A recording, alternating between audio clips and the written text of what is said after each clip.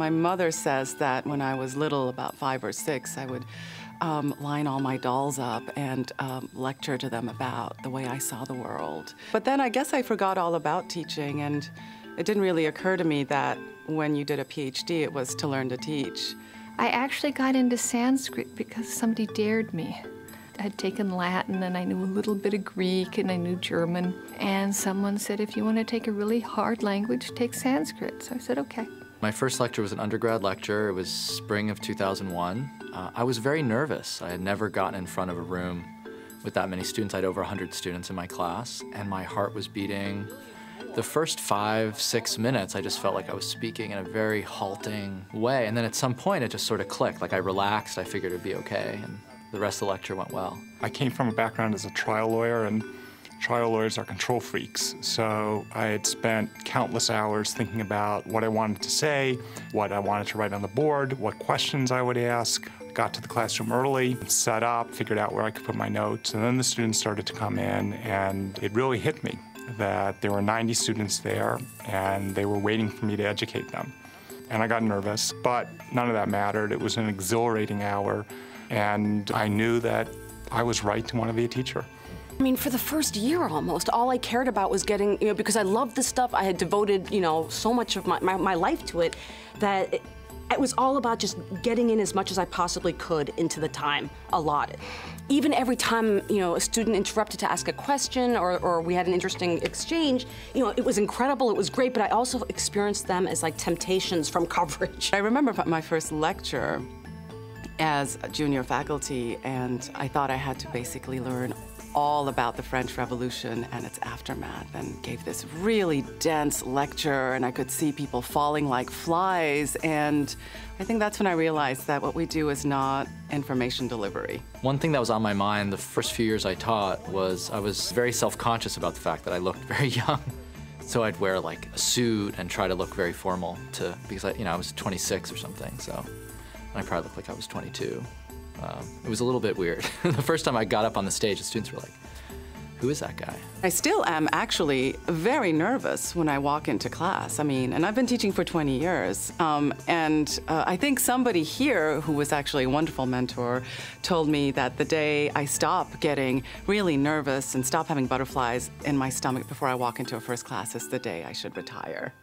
Given the stakes that you're talking about someone's life, I don't like... The best moments in a class are the moments when somebody says something that casts new, unexpected light on a case or a legal problem that I've been thinking about for years. In terms of what you're describing, where there's some link, but sometimes the angle a student comes at something is so unpredictable that you haven't yet grown the part of your brain that can even cope with it, and you really have to go home and think. And I think, by not trying to fudge those moments. We get a lot of students who study Buddhism, and and they want to read Buddhist texts, the early Sanskrit text on Buddhism. And then there was one other that you should really be familiar with. Namadhatu, yeah. But they have to take the basic Sanskrit, and of course they have to read all sorts of materials. And suddenly, whole new worlds are open to them.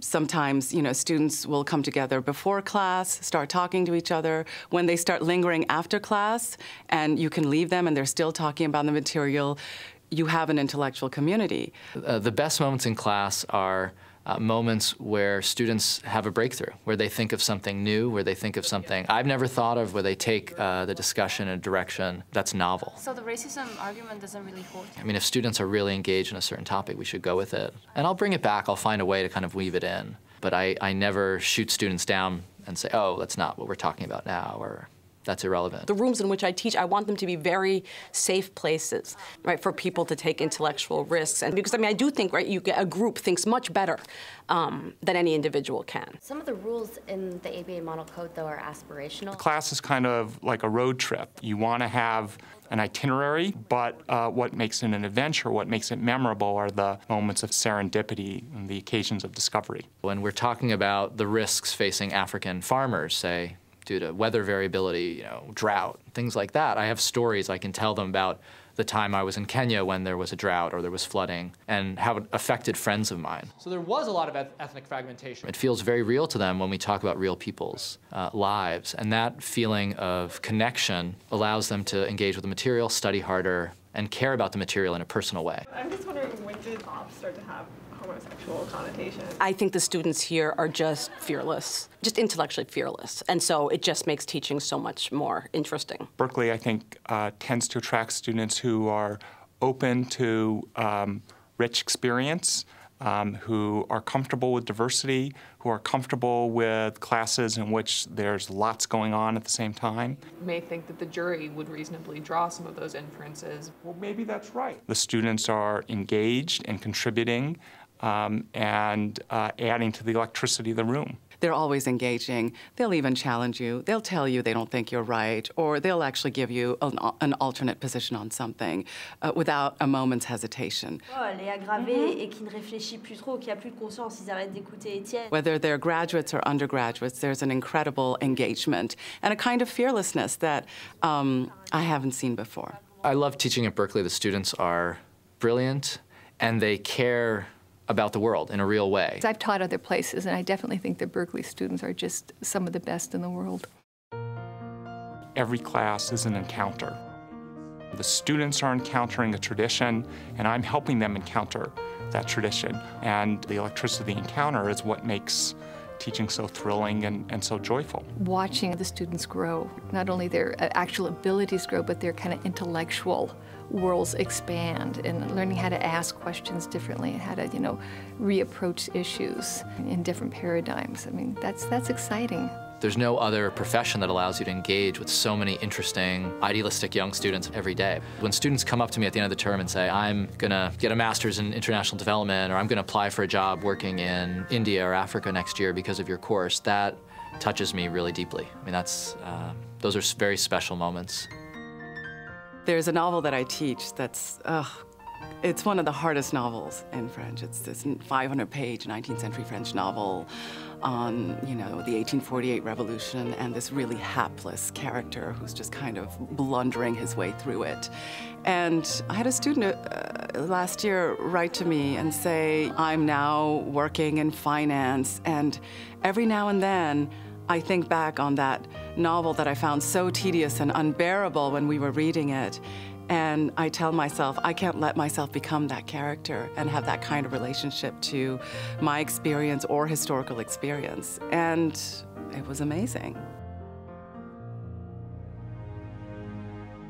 The fact that there actually exists a place where you can take kind of 4 years out of your life as an undergraduate and really, sit and think about things and try to write about what other people have written is to me, I can't believe I get to be a part of that. At the end of the year, there's economics department commencement, and I go every year, and I love that day. There are just thousands of family members, often from big immigrant families. Some of these kids are the first in their family to go to college. Both my parents are immigrants. They had their own struggles, so I really identify with those families and those students, and I feel like being at Berkeley, I'm part of a bigger social mission when I see the opportunities we're giving to those kids. Go Bears! It's very fulfilling.